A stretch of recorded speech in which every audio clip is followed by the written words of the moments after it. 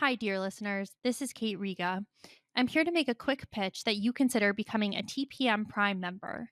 TPM has used the member model for over a decade now, and our loyal members are the only reason we've been able to weather the turbulence of the media landscape and avoid the fate that has befallen so many other independent outlets.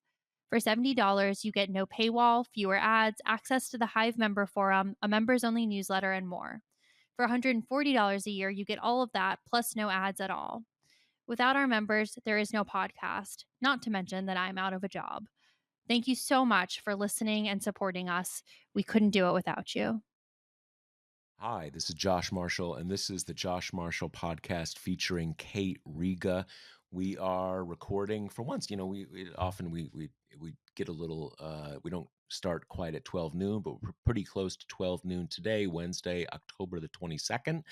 As I've said, I think the last few episodes, I've gotten in the habit of saying exactly when we're recording because it turns out to be more important than it has been in the past. Like, for the next crazy thing that happened, you need to know when we were recording because we didn't know about that crazy thing that you know about that we don't know about yet.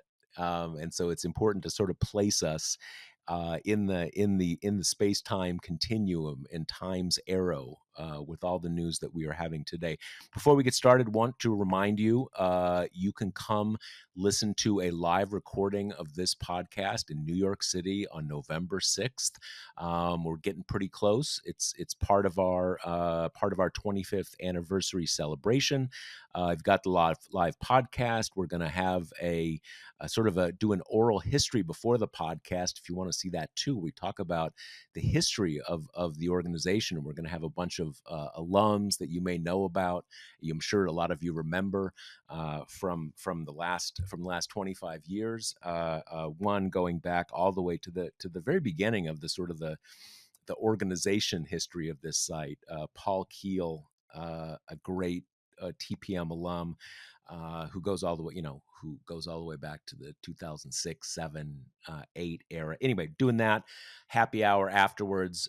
Buy tickets. We have some left. I wanted to mention, we have, as part of for the event, we also have member sponsors, people who basically agreed to pay a lot more for a ticket to be sponsors of the event. And we had two of these, and they have made possible. We have a small number of tickets at half price. And we know that not everybody can, sometimes it's buying a ticket can be a strain on the pocketbook.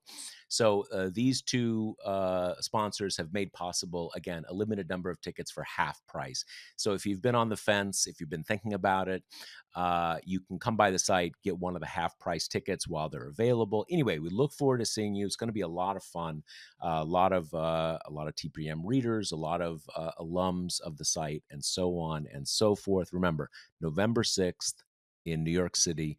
We're gonna have a great time, and you'll be able to see a live version of this podcast with Kate and I. So we are going to talk about a few things. We're going to talk about No Kings. We're going to talk about the quickly evolving Maine Senate race, Maine Senate primary, which seems to change from moment to moment. And then we're going to talk about National Guard stuff and things like that. But I wanted to mention, and I just published a post about an hour ago about this. There was yesterday. I had a sort of an epiphany because of two stories. The one story was that Donald Trump his uh, wants his cabinet secretary, his justice, his attorney general to cut him a check for $230 million of taxpayer funds. Okay, that's pretty wild. I mean, like, what the fuck? Like, okay, he's going to get 250, he's going to get $250 million from the U.S. taxpayer. All right. And at the same time, we got the first pictures of what we knew was happening. They've talked about it, but they brought in some earth movers and tractors, and they tore down the east wing of the White House. Like, okay, that's like you put your place on Airbnb, and the people who rent it for a week, they tear down a big part of the house and they build something else. Like, what? And there are actually rules about the White House and when you make changes, let alone zoning stuff. But all of that is out. They literally just tore the place down. And when I wrote this post, I was trying to like what is going on here? These two things, they're kind of in different we're in different territory now. And they're certainly not the worst things that have happened in the last 10 months. I mean, far from it. Buildings can be rebuilt or replaced or whatever. The $230 million kind of pales in comparison to the check for $40 billion they wrote to Javier Milei down in Argentina to try to pick up the pieces for the mess he's created. But there's something about these that are just like I was thinking yesterday, like, how do you escalate from the president asking a cabinet secretary to write him a check for $230 million? Like, I really don't know. I don't know how you do that. That seems to kind of top out. And what I think is that, we know that Donald Trump, he came the big difference in the second term is you don't have the right-wing semi-establishment people who are gonna say no to him sometimes, right? And prevent certain things from happening. He comes in with 110% MAGA people, and they are going to anything he wants, and maybe more than he wants. They're going to do it, and that is the basic difference in the second Trump administration. But I think with these two things that I just described, and a few other recent things, we're in a different space. And I think what that is that after you have been living the impunity lifestyle for 10 months, things start to occur to you that had not occurred to you before. Things that it wouldn't have even occurred to you to try in January while you were doing really horrible things. But some things wouldn't have occurred to you. Wouldn't have occurred to you to try to just get a taxpayer dollars check for $250 million or to tear down a big part of the White House. It's like, that old Twilight Zone episode with Anthony, the little kid who sent in everybody to the cornfield, who makes anybody makes him sad or says no to something. We're kind of there now. So that's where we are on October 22nd. Kate, did you have any moment like that yesterday when you're kind of looking at the pictures of what used to be called the East Wing, or hearing this story about getting the check, where you're just like, wow, something's different here. We're in new territory. Yeah, I think it kind of more struck me with the White House than with the money because as egregious as the money is, being like a grifter like this is so, the front On brand. facing part of Yep. Trump's personality that, it's less shocking. I mean, the White House is one of those things that you get the feeling that people that if it was any other time there would have been uproar, right? Like, tearing down something like that. I mean, the pictures are hard to watch, it's kind of like when Notre Dame was burning and we just had to kind of like watch it slowly kind Hmm. of Hmm. collapse where you're like there's something about, the destruction of historical landmarks like that that's so kind of particularly painful. But now I had a little like lurch in my gut of that feeling at first when I saw it, and then I was kind of like, I don't know. It feels so quaint to kind of be upset about that at this point. It feels so, you know, kind of tip of the spear given everything else that but I think your point on impunity is a good one because he just clearly had no like optics concerns. They did kind of kick in a day after where the White House told Treasury employees to stop taking photos because the buildings are right next to each other.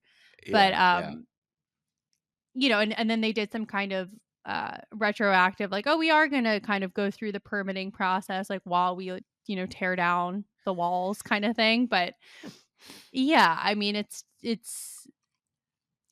has Yeah, I mean, he's acting like someone who's pretty used to facing no actual consequences. Yeah, that thing with the Treasury Department people, and for I think probably most people have, but, if you haven't lived in DC, you may not have immediately have a sense. The Treasury building is, like, right there, like, right on top of it. So it's almost the kinda thing where some people look out to the brick wall of the building in the next building over. It's almost like that. Um, and what struck me, there's some weird jaggedness here, sort of like once you decide to literally bring in a couple bulldozers and tear down the east wing of the White House, you've made a basic decision. Nothing matters, nothing counts, no one can do anything. And there's this weird kind of thing. Well, Treasury people don't take any pictures and post it to Instagram. Like there's some disconnect there. I mean, like, you're not going to keep this secret. Right? I mean, it's kind of out there. This isn't like putting gold in the oval where you just keep cameras out. I mean, it's a big thing. And like there's what is it, Lafayette Park. I mean, you just can't keep a secret. So there's just this weirdness. And I think even as I think about it, I keep coming back and thinking to myself, we're not able to absorb a 20th of how weird this is. That's the White House. Are they gonna, like, tear down the Capitol building next and build like a golf course? I mean, it really is like that Airbnb thing. But once the Supreme Court basically made a series of decisions which created a new reality for us, which is that the president is not above the law unless he really wants to be above the law, in which case he actually is above the law and he can do anything he wants. Why do you do the permitting process? The king is gonna get tripped up by someone on some commission? I don't think so. And here we are. Yeah, I will say I put a little less stock in an argument I've seen, which is, you don't do this to a rental. You do this somewhere you're planning to stay forever. Like, nah, I don't really think so. I think Trump Yeah, I really don't think likes the either. idea of the Trump ballroom being like Yep, a permanent installation at the White absolutely. House. And I think we also have to remember this other point that the next time a Democrat is the president, they're going to tear down the ballroom. They're going to restore the East Wing. They're going to rip up the tacky paved over rose garden and put it back. They're going to pull down all the Home Depot shit from the Oval Office. I mean, with everything we're kind of dealing with, the kind of restoration of the White House as it was is going to be one of the easier items kind of on the list to achieve. But my God, what a kind of monument to bad taste. It's You know, like the this guy's got endless money and it's just all hideous. well, two things on this. And so again, most of you are familiar with this, but let's just kind of walk through the visuals. The historic White House is just the White House, that kind of, brick shaped building. And then after World War II, they build these wings because the presidency is growing.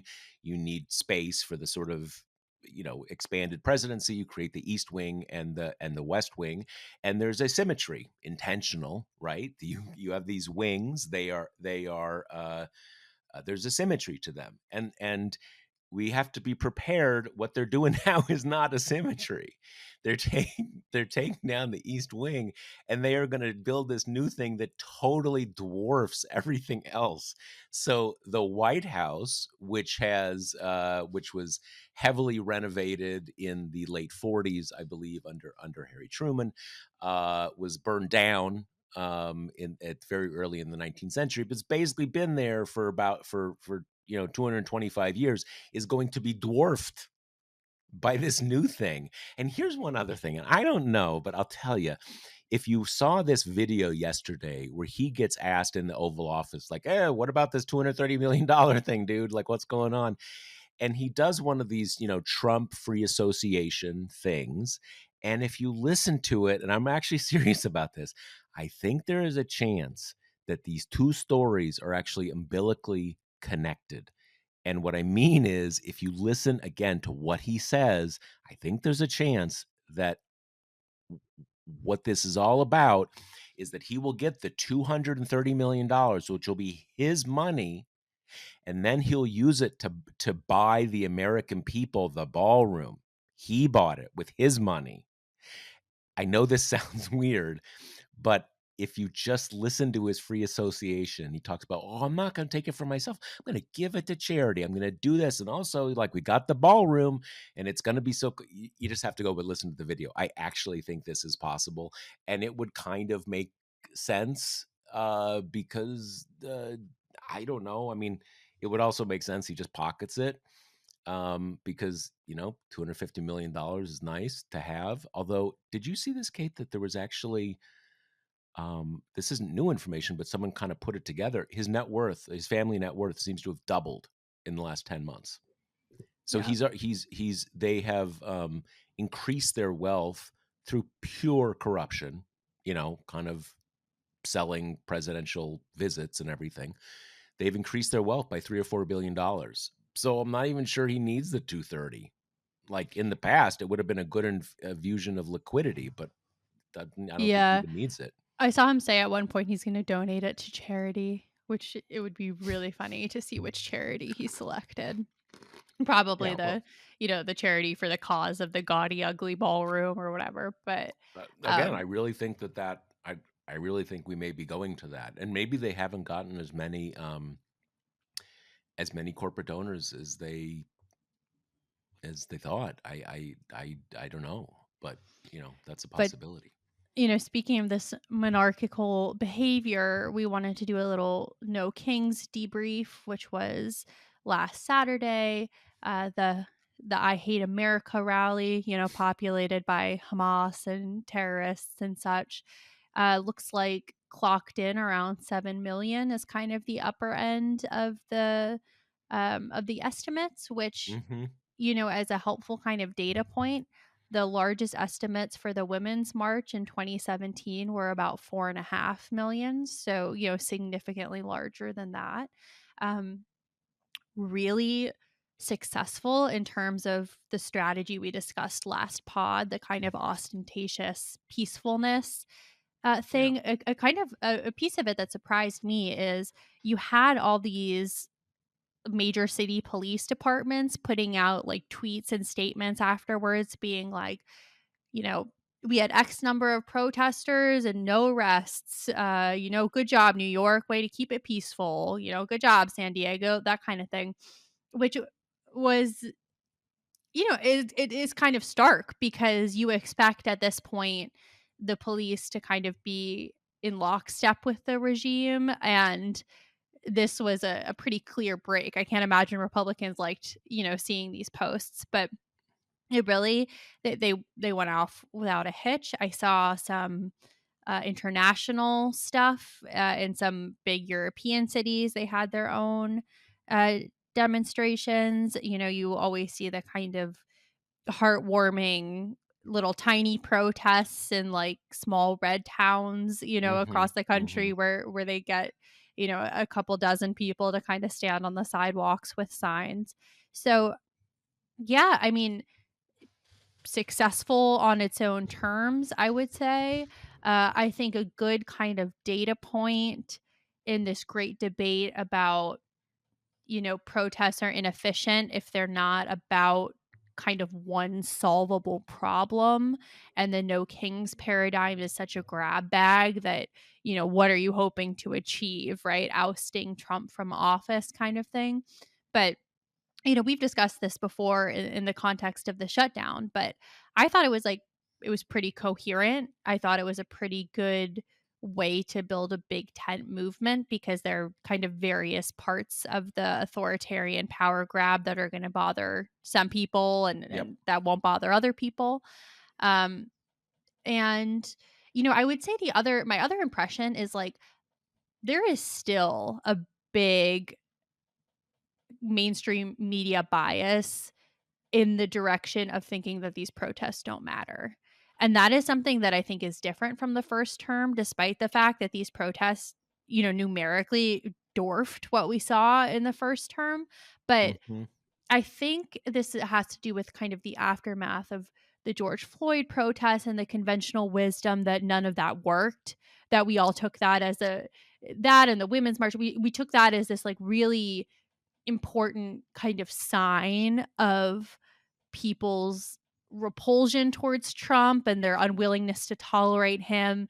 And I guess the kind of unspoken thinking was, and that will deliver electorally, every time there's a kind of chance to repudiate Trump. And when that didn't Right. happen, then it shifted to, I mean, these are cathartic for people, right? These can be emotional releases, but they don't actually pan out in terms of the votes. They don't include the people who matter most, right? You see that in a lot of kind of dismissals of, oh, it's all old white people, right? It doesn't matter, which is also kind of a shifting of the goalposts because the George Floyd protests were very diverse and Yeah. people have the conventional wisdom is they didn't work. So I don't know why a protest made up of old white people would also, the conclusion is that won't work either. But I do think that's where we are, that like there was something about the newness and the spectacle of the protests in the first term, along with this kind of political calculus that garnered them some respect and some pretty widespread coverage. And now it's Right. much more relegated to kind of,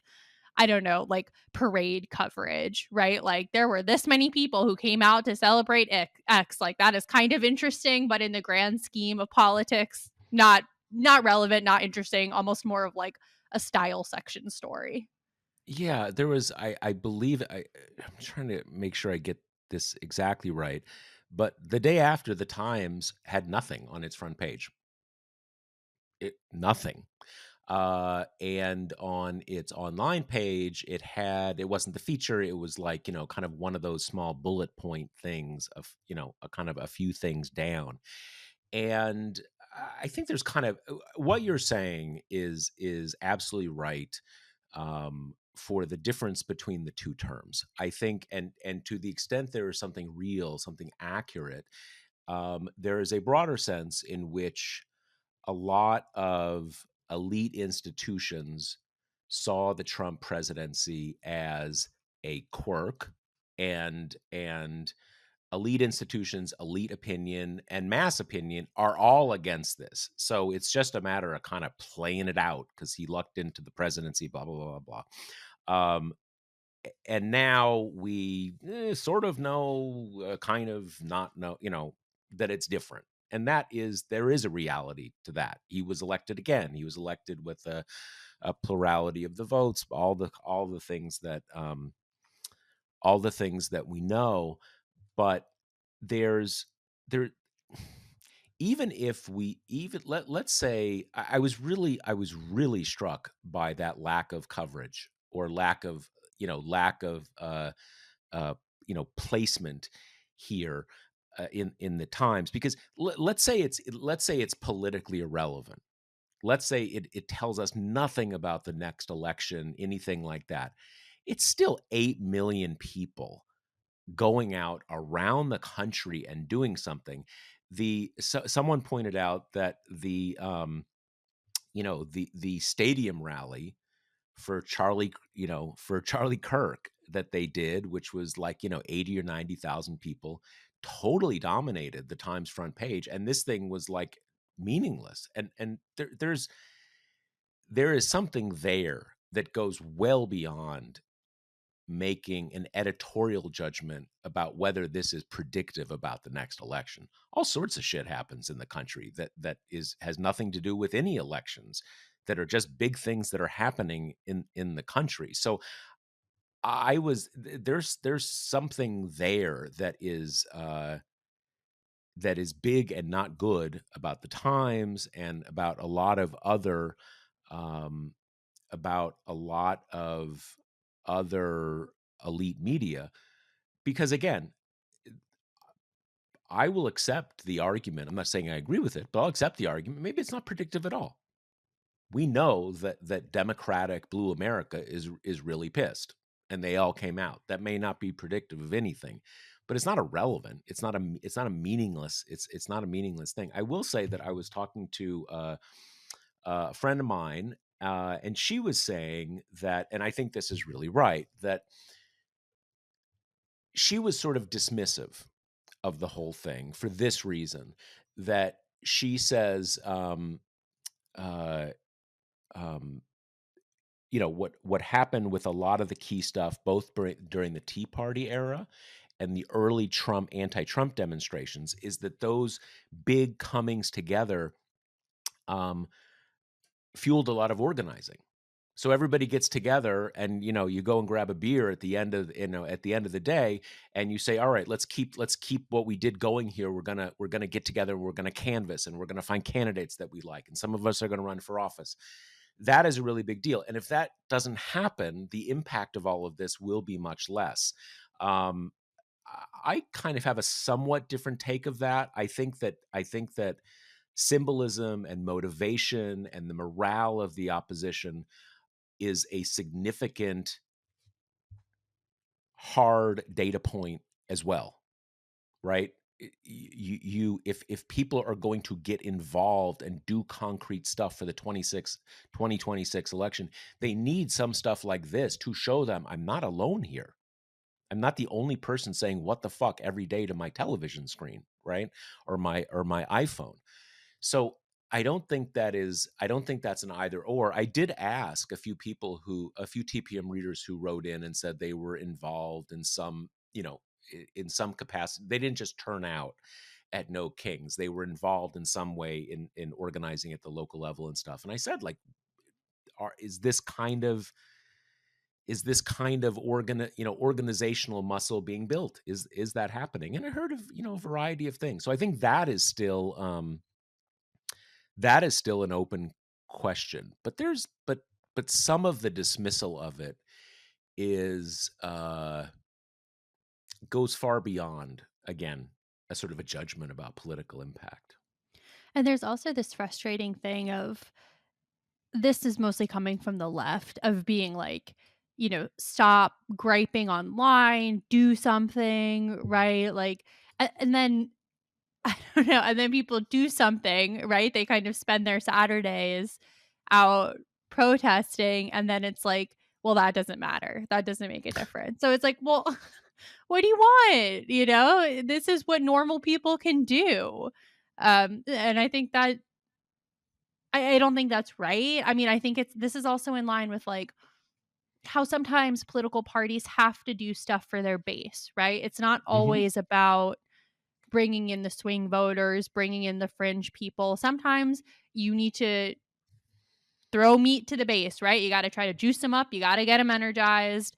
And that's what I think this exercise is too, to some degree, right? It's like it's giving the anti-Trump movement visual proof, as you say, that you are not alone in feeling this way, that the kind of professed right-wing cultural Vibe victory shift or whatever. Yeah. isn't isn't real, isn't complete, that, more people dislike Trump than like him, as has always been the case. And it's easy to feel like those things aren't true in this second term where people have elected him again, and they control every lever of government, and the right-wing media machine is humming along. It's really easy to feel that all these kind of stories that they tell about how this very small 1 percentage point victory means just total annihilation of liberal values and a multicultural democracy uh, is real. So I think that is also an important service, because when you're kind of fighting an authoritarian takeover like this, public will is hugely important. And their primary aim is to make people who oppose the administration feel powerless, isolated, Isolated. in the Yep. minority, despair. That's always been the project of authoritarians. So, public demonstrations of community opposition are really important, whether or not kind of the mainstream media or online kind of critics take them to be so. Yeah, I totally agree, and that last point you made is key. It's not just that it's easy to feel that way. They are doing so much with the specific intent of making people feel that way, doing these, like, spectacles of power, like tearing down a big part of the White House. I mean, that I think is more th that is one of the few cases where I think it's, like, indirect or a secondary effect. I think Trump really wants that damn ballroom. That is just so cool to him. He wants it. But they're doing lots of things that again are these sort of spectacles of power that make you feel like, wow, okay, I guess it's over. I guess these people are all powerful and all that kind of stuff. So yeah, I kind of I do think, that key about these things as organizing tools is critical, but it's not binary like that. It's not because this person was kind of like, "Oh, this was a waste of time," because they're not focusing, their goal is to max out the numbers, not to use it as an opportunity for organizing for the 2026 election. Um, Again, it's just not that binary. I don't buy the idea that 8 million people showed up and lots of people were involved in organizing it and stuff, and none of those people are all those people just going to go mission accomplished. I'm all set. Think I'm good to go here. That doesn't make sense. I do think. I mean, I hope Indivisible and all the other groups involved are really focusing on that. But again, it's just not that binary. And the point you made, Kate, about you know doing stuff for the base as opposed to sort of the not terribly politically attuned or paying attention swing voter. Again, those things are never separate in the way that our kind of political discourse and sort of consultant discourse often portrays them to be. Because in any election, it's the more committed, the more focused people who are going to build the organizational muscle that then do things to turn out the occasional people. So these are just never, kind of hermetically sealed things. And, I think, I mean, Kate and I are sort of talking about interrogating these questions about how much did it matter and stuff like this. So I at least want to be clear. I think this was huge. I think this was a great thing, not just kind of a feel good thing. I think it matters.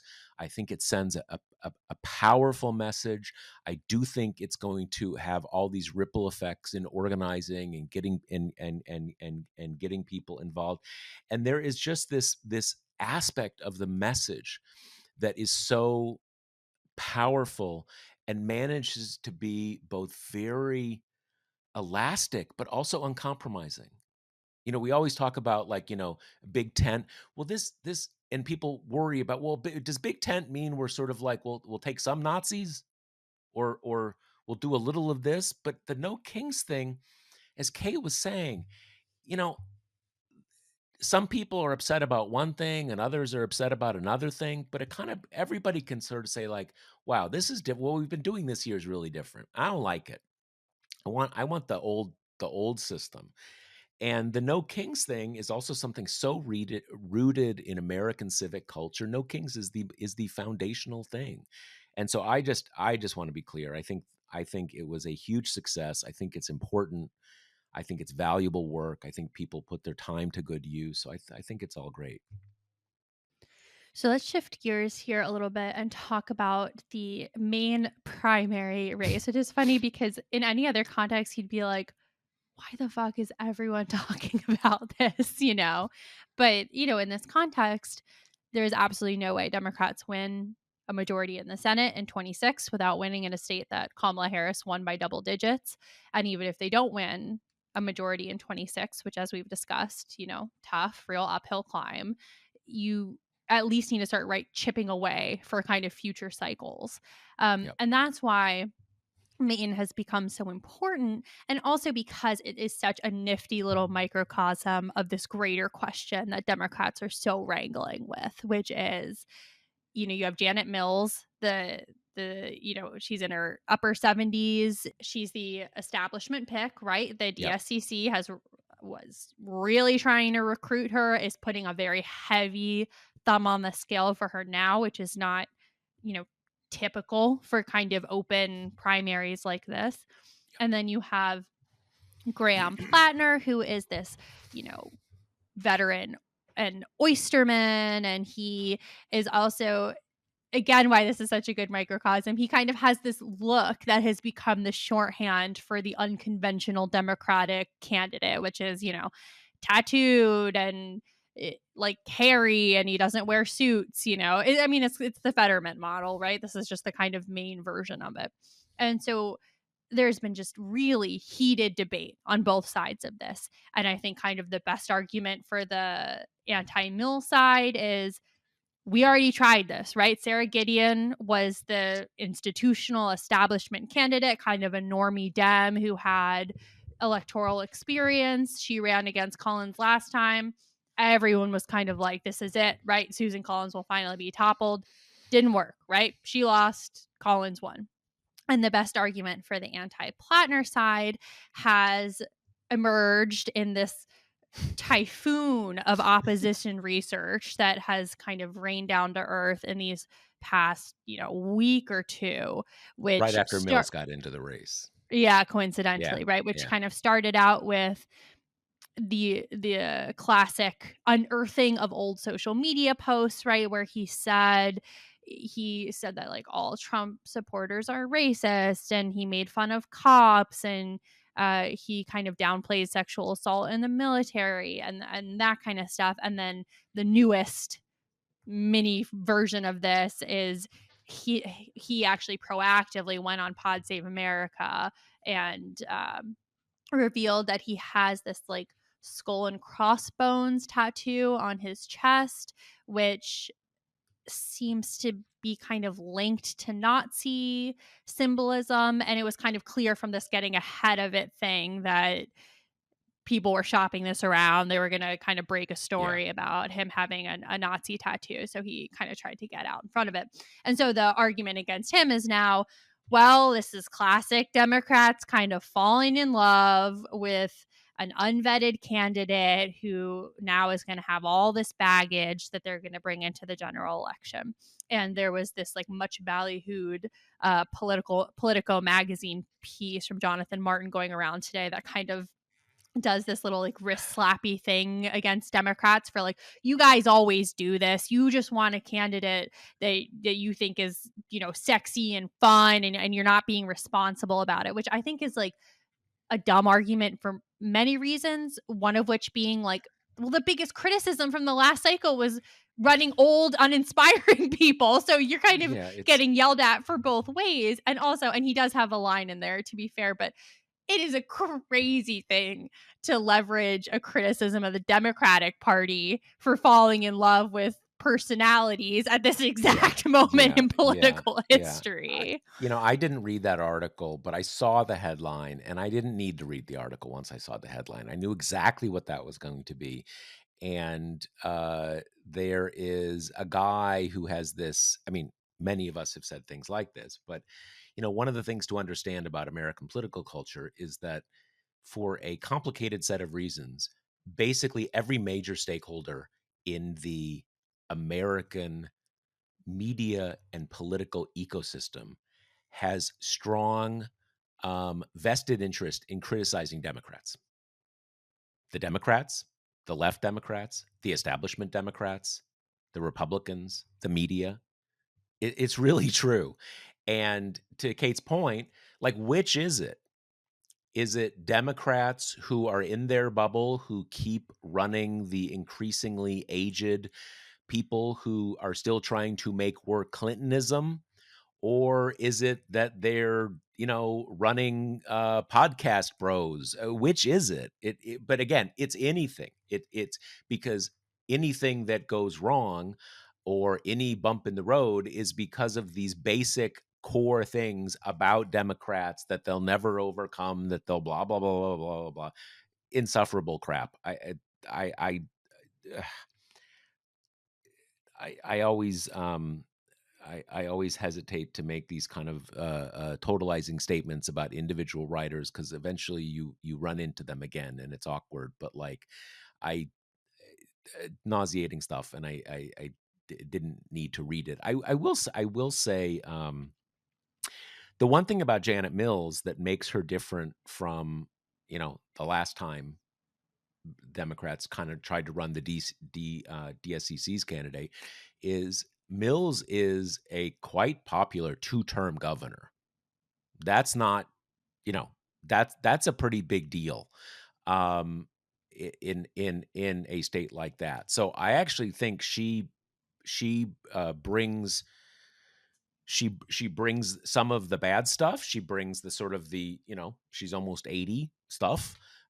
She brings the maybe doesn't excite the base of the party stuff. I will say the only person who I saw mention anywhere what is actually a pretty big deal was none other than Kate. And we haven't discussed this yet, but I saw her flag this on Blue Sky where Mills said, yeah, I want to keep the filibuster.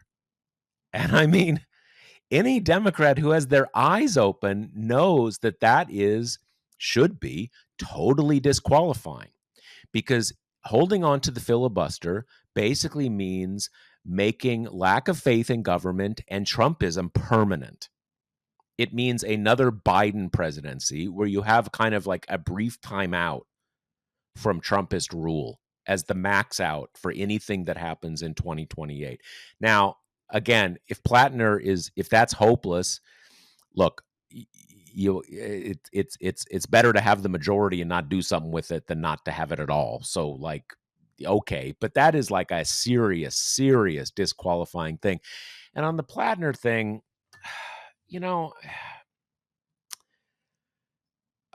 I still haven't gotten my head fully around the tattoo thing. This is one of these kind of like, kind of badass tattoos that was used by I can't remember if it was the SS. People have them. It's become very popular among white nationalists. What exactly he knew, I don't know exactly yet. Again, I'm just kind of hearing about this story first today. The fact that someone kind of mouthed off on Reddit 10 years ago, like, frankly, I don't really care. And I don't know if voters really care. And I really mean that. And that's why kind of my whole reaction to this thing is basically like, I'm just kind of reserving judgment until I see some polls to see whether the primary electorate or the general election electorate in Maine really gives a crap. Um, because honestly, let's think about this. Um, have you said any dumb stuff in the last 20 years on social media? I mean, Jesus Christ. I mean, really? And uh, look, not everybody has a death's head tattoo. I'm not saying that's nothing. I want to kind of hear the backstory there.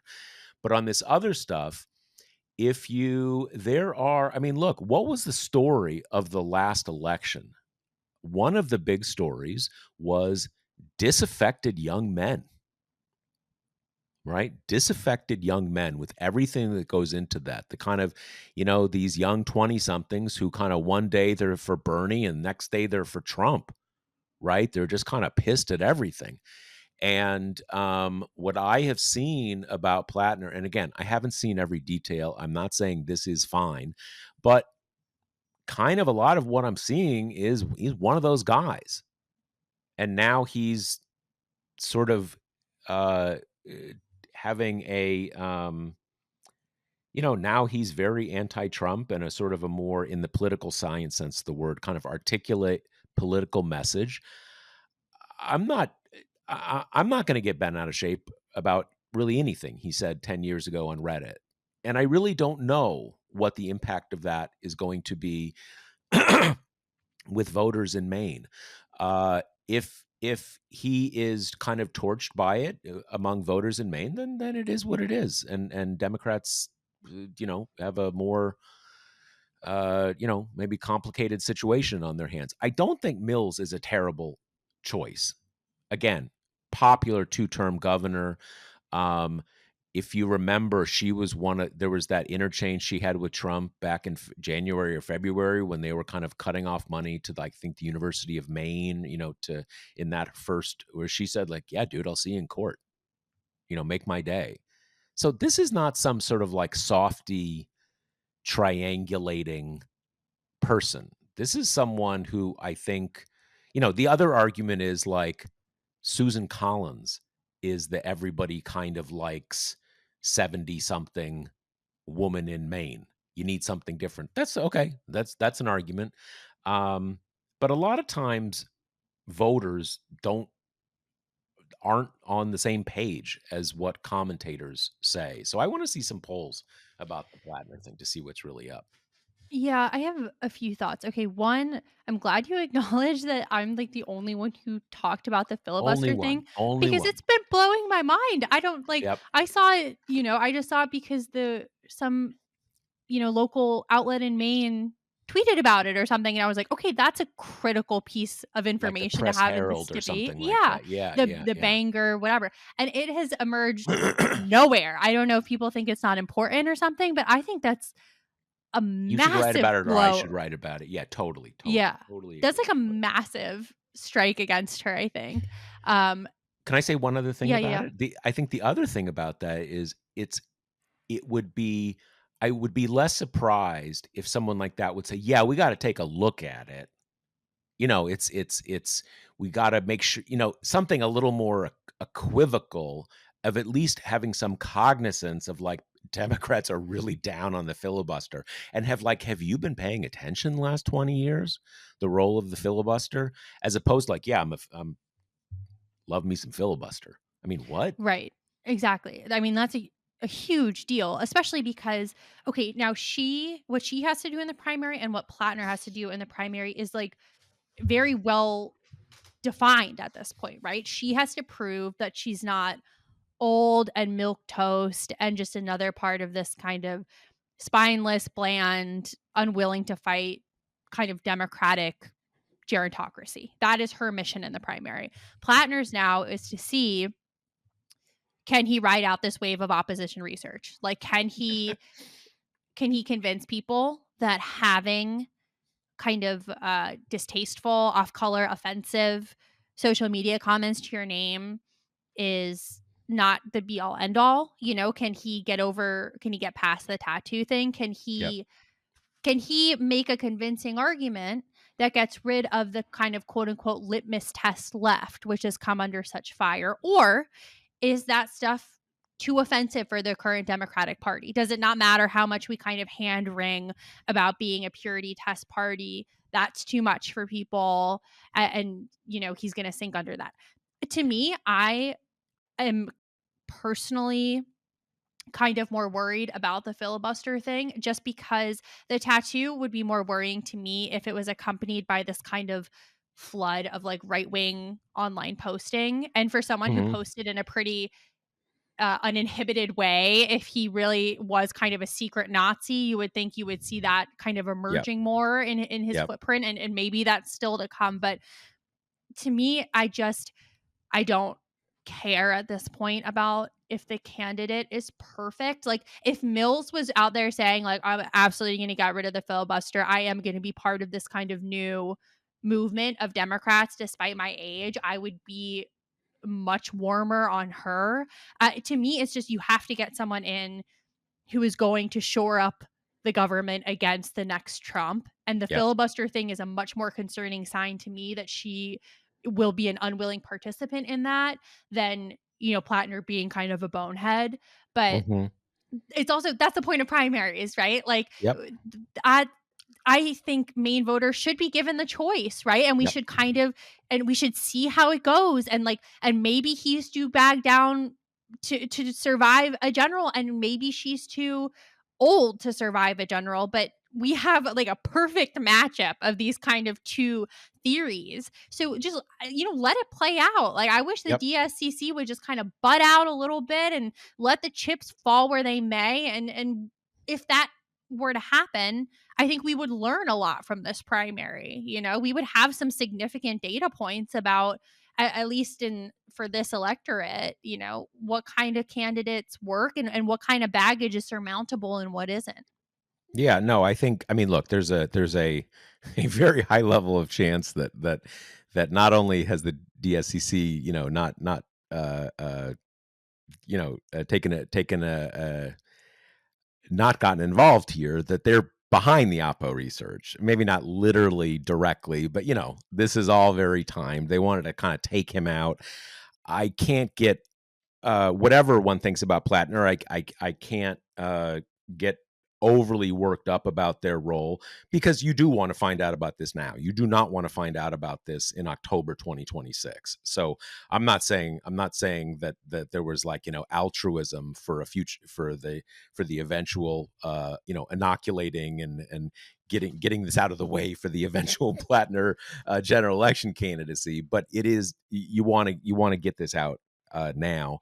On the filibuster, I mean, look, my thinking about the filibuster and its sort of cornerstone role and sort of so many things that are broken in today's politics. My sense on this has been sort of like, if Plattner is done, then better to have a ineffective majority than no majority, right? So, like, if it's her, I hope she wins, but it shows you how much you're going to have to kind of work on the filibuster, all that kind of stuff.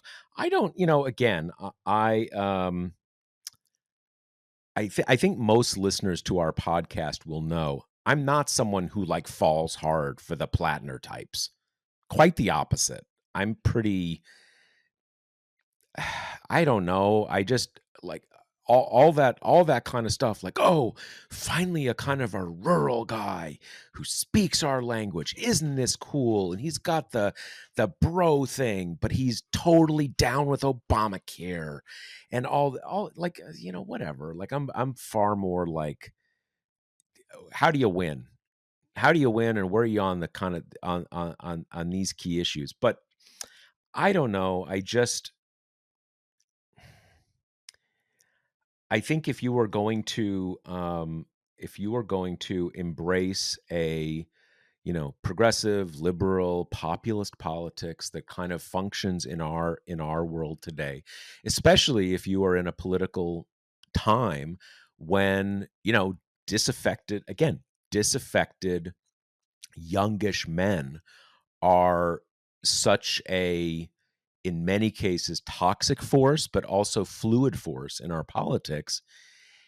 You just can't rule people out who said stuff that sounds scary in a 30-second ad, as just a categorical thing. And again, if the polls come out and he just nosedives, like, okay, then the voters there have spoken. But, like, but often that's not the case. And if it's not, like, okay, like, as Kate said, we've got a perfect, we even like with that Jonathan Martin thing, like, oh no, this is a disaster for Democrats. Why is it a disaster? We have two candidates who, as Kate said, are pretty good embodiments of these two theories of the case. And seems fine to me to have them face off. Obviously, you don't want it to become too embittered and inflamed where you can't unite the party afterwards, but, like, let's do it. Also, the last point I want to make here, because I've seen some people who are, are excited about Plattner, just got like super, super furious at the DSCC and the likely source of kind of this Oppo research, the Mills campaign. And this ties into what you were just saying about how you want this stuff to come out now and Yeah. not to come out later. And the kind of secondary point to that is good candidates, talented candidates don't have to be protected from Hmm. Oppo research. Yep. They're Yep. able to, either apologize or pivot or Make it work. contextualize, move on in a way that it doesn't sink their campaigns. And we've seen this recently, right? I mean, you can look at maybe Mamdani in New York kind of overcoming his past anti-police stuff and the globalize the intifada Hmm. little skirmish, and like finding a Hmm. way to kind of to move past that and to not run away from being confronted with that. Like, even, Fetterman comes to mind with the whole like brandishing a gun against a black person thing. Like, that was pretty bad.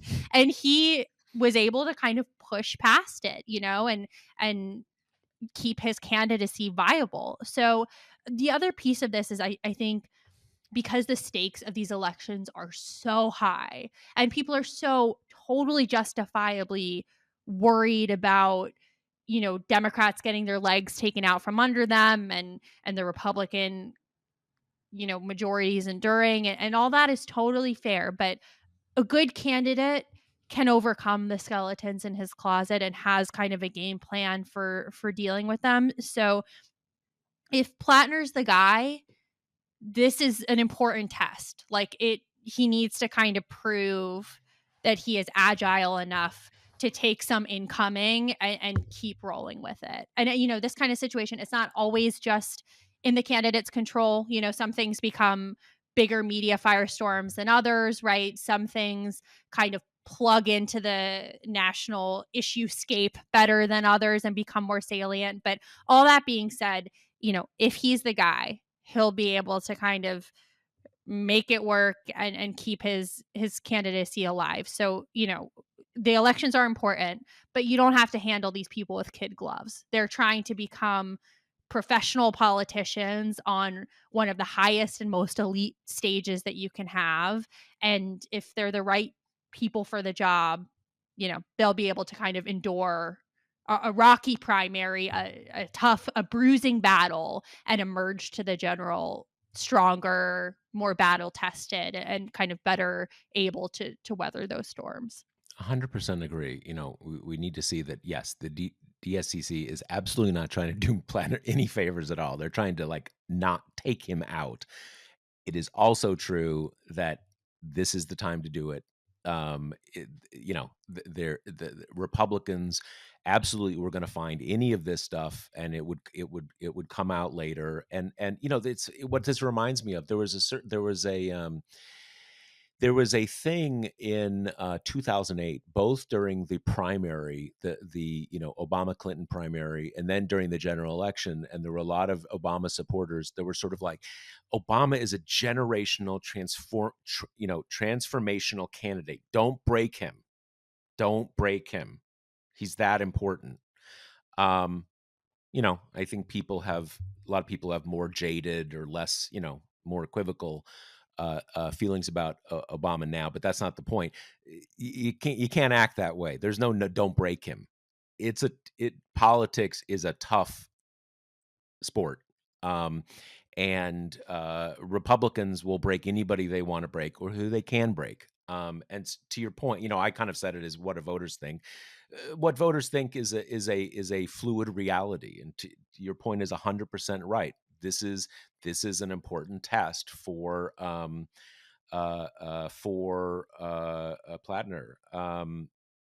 and from what I have seen, I don't think there is anything there yet that is impossible for him to overcome. It's really a matter of some context and all this all this kind of stuff. And I know that there are a lot of people I've seen on social media in the last 24 hours who are making very categorical statements, probably very critical of what I'm saying now. It's certainly it's certainly not that I'm unfazed by white nationalism or anything to do with Nazism or something like that. But I'm gonna see how it I'm gonna see how it plays out. People have very categorical opinions, and I don't know. I'm not really in that camp.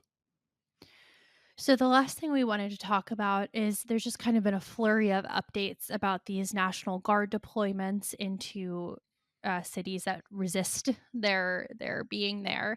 And the big headline there is the Supreme Court is going to weigh in for the first time, truly any minute at this point. All the briefs are in. And this particular spoke comes out of Chicago because the Seventh Circuit ruled upholding the district court order that blocked the deployment. So the Trump administration appealed that up to the Supreme Court. Amy Coney Barrett is in charge of that circuit, and she set a very, very quick briefing turnaround. There were like 2 days to file a response. Let me ask Um, you, can I ask you one question? Now, yeah. is the reason that this is coming out of Chicago as opposed to Portland because it's sort of spun around a little in Portland where you had the one panel that basically overturned the trial court, and so it's not ripe yet in Portland, and it's raced to the top in Chicago, and that's why we're here?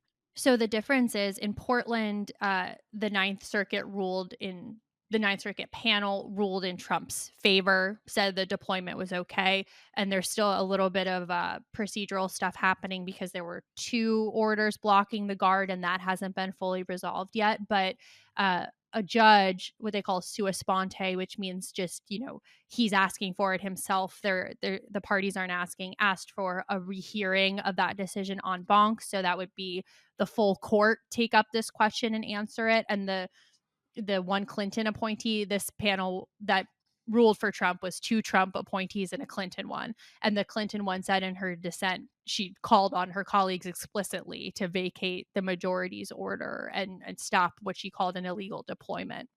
Was So she the judge who did the sua sponte thing, or yet another no, judge on the it same? has to be Okay, a judge who's not on the panel who does got that. it, So got it it, was got it. a fellow Clinton appointee who asked for the vote.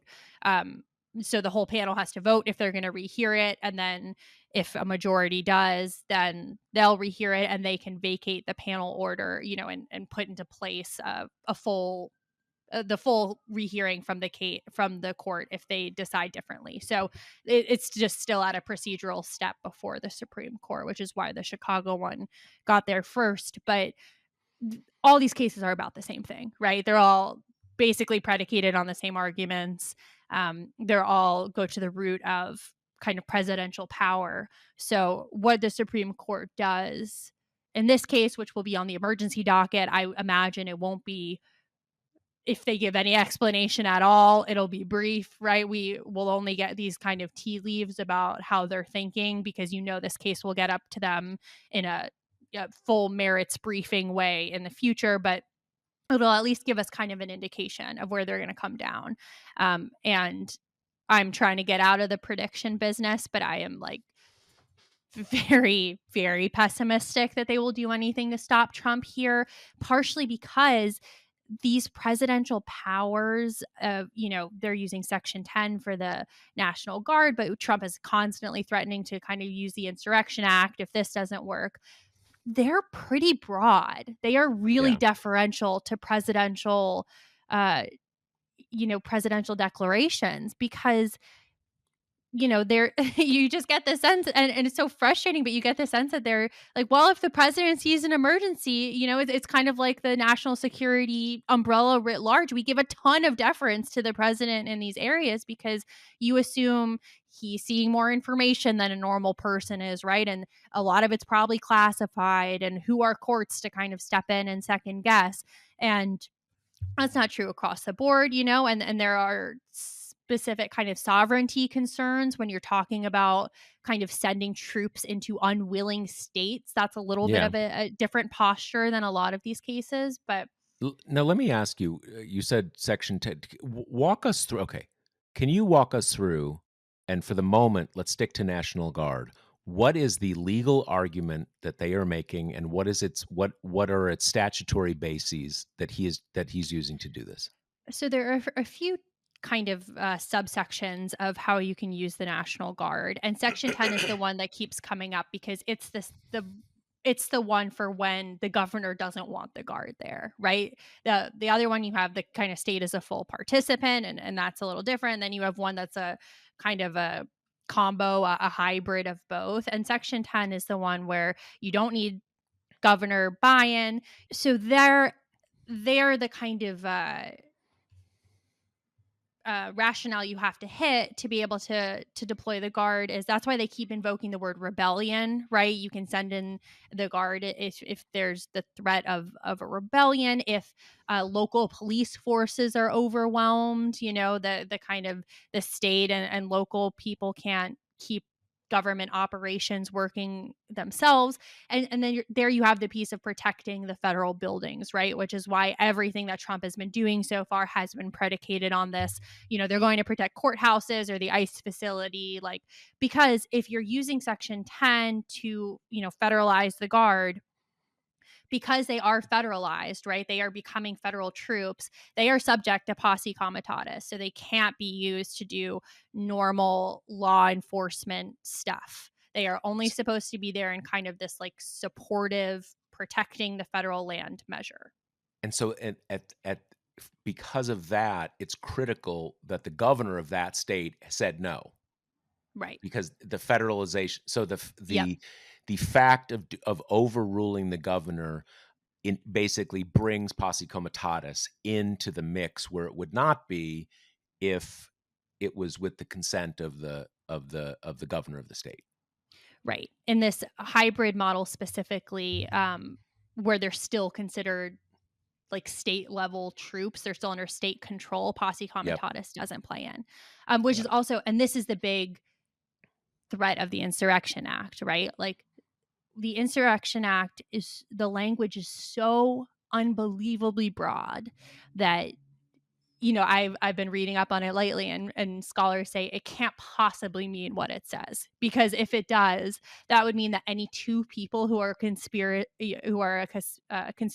against the government, that's enough grounds to send in the military. It's just like terribly written, and posse comitatus, of course, falls away when you use the Insurrection Act, which is why it's such a big risk. It's like the one exception to posse comitatus, so you could have troops arresting people, doing on the ground law enforcement, Mhm. which is why I've just been so curious to see how this goes, because it'll tell us what Trump's intentions are with the guard, right? Like even if he wins at the Supreme Court, which I kind of expect him to, they're still bound by all this stuff, right? That Right. then he's getting permission for them to kind of do what they've been doing in TC for months, right? Which is like standing around and like picking up trash and watching people like jump the fare gates at the metro. They can't do anything, right? They're just there really in this kind of security theater posture right now. Right. But Right. Right. invoking insurrection, that's different. That makes the military an active part of law enforcement where, they can detain people and arrest them and touch them and all the rest. So, it's been interesting that Trump's one of his most recent kind of revelatory statements on this, as he said in the Oval Office, that he would use insurrection, if people are getting killed or if the courts are holding us up, right? Which it seems to indicate that they're going to try to do it. He also said the nice way, that they're going to try to do it, through Section 10 and see if they can kind of get a win at the Supreme Court and they don't need to use insurrection. But, Right. if he changes his mind at any point, kind of the rebellion under which he's justified the deployments, like that's enough to kind of justify using the Insurrection Act as well, and then kind of giving the soldiers all these new powers. Right. Now, is it and it could be that they're kind of they are making all of these arguments at once and don't really have to pin it down. Obviously, in the court of public opinion, they are often making this argument about crime, or Mhm. almost like kind of kind of gaslighting argument about crime. I would think the best legal argument for them is, we at the federal government have decided to do this mass effort to deport people who are not here legally. And we are getting pretty intense resistance from the civilian population, as well as non-compliance from the state governments. And that is kind of like a rebellion, or maybe it shows that we're near a rebellion. I would, the crime argument is seems to me to be I mean, these are all absurd arguments, but in the realm of absurd arguments, the crime argument is silly. These uh, uh, as everybody says, crime is going down. These governments are completely able to make their own decisions about staffing levels of police, blah blah blah blah. It's with the efforts to push back against mass deportation that I would think that legally they're on at least somewhat stronger ground. Are they leaning into that argument, or are they just kind of not even getting into what the rebellion is? Not really. This is kind of different than when they use the quote unquote like invasion Yeah. pretext, right? To kind of loosen the rules against what they can do with detainees. They're using the crime thing because it ties into both a rebellion, right? Like the protests at these places are rebellions against the government. And then Right. they're so violent and they're putting police at such risk that the local forces are overwhelmed and you have to bring in the federal troops. Those have kind of been the crux of the argument. And that's where things get really hairy, because in order to assess both of those claims, the judges have had to kind of go through this evidentiary record of, are things violent in Portland or Chicago? Like, have things gotten out of hand? And in both these cases, the district courts have said no. The administration is kind of putting forth misleading or hyperbolic statements to kind of boost its case. But then, like in the Chicago case, the district judge had to kind of explicitly say, I'm giving the city and state's testimony more weight than the administration's, because it's been proven to be partial or misleading, or from months past, right? Not the current conditions on the ground. And in that case, the Seventh Circuit said she was right to do that. She wasn't clear. The standard is clearly erroneous. She wasn't wrong to do that. And that's where I think the Supreme Court is going to have kind of an easy time ruling for Trump, because these statutes just give such broad deference to the president that I wouldn't be surprised if they end up saying, like, you got to take the president at their word, right? Yeah. You can't, which is why these kind of presidential powers are so dangerous with someone like Trump, because they're so based on, a president is going to kind of give you his good faith take of what's actually happening. And, when Trump decides there's a war in Portland, that's not Yeah. really what the Yeah. statute's made for. Yeah, I mean, I think, this is why this is a sort of a central example of what I was describing at the beginning of this episode, which is we have learned that the presidents are not above the law, except when they really want to be above the law. And the Supreme Court has done And they're this. a Republican. Yeah. Yes, exactly. They have done this because, look, the deference arguments are not as crazy as some listeners might think. It's the reason you have this kind of stuff is that, the examples that people use in sort of like, colloquia and stuff like this is, you don't want a situation where the president is saying, "Hey, there's a terrorist over here in Yemen or Malaysia, and this person is a great threat to us," and you've got some judge who spent their life teaching law school, who's going to like take evidence and make a decision to bind the president, and you kind of say, "Hey." You can't do that. You can't have the president being subject to these things. In that sort of thing, there is a difference between deference, giving, i- uh, not micromanaging the actions, the actions of being president, or not taking a close call and having the judge become basically the head of state as opposed to the president. What we have here, anybody can see, are absurd claims. Deference doesn't mean the president can do anything he wants. This is all down to the Supreme Court, what they have created. And I would even say, there's one thing about, I mean, look, this Supreme Court, to do, to be fair, strange as it might be to say, to the 50-year project of the Federalist Society, there's a lot that this Supreme Court is doing that is even beyond that project. It may have always been implicit in it, but it's beyond it. One thing that has been very clarifying for me through the last almost year of the first year of Trump's second term, is that you have all of these right-wing legal arguments about different parts of this equation: deference, unitary executive theory, theories of how you construe, how you interpret statutes as opposed to the Constitution when it involves the presidency, blah blah blah blah blah. you can on each individual point, you can sort of say, okay, yeah, that right-wing legal argument, yeah, okay, I get it, right? Makes sense. You cannot stand back and look at the last year and think it is even remotely a close call that anything envisioned by the Constitution gets you this. This is clearly what we are seeing is a spectacle of all the bad cases that are talked about in the Federalist Papers, all the things the Constitution is supposed to prevent, and it's all happening. So it's one of these things. It's almost like a kind of like a logic proof against the Federalist bundle of theories.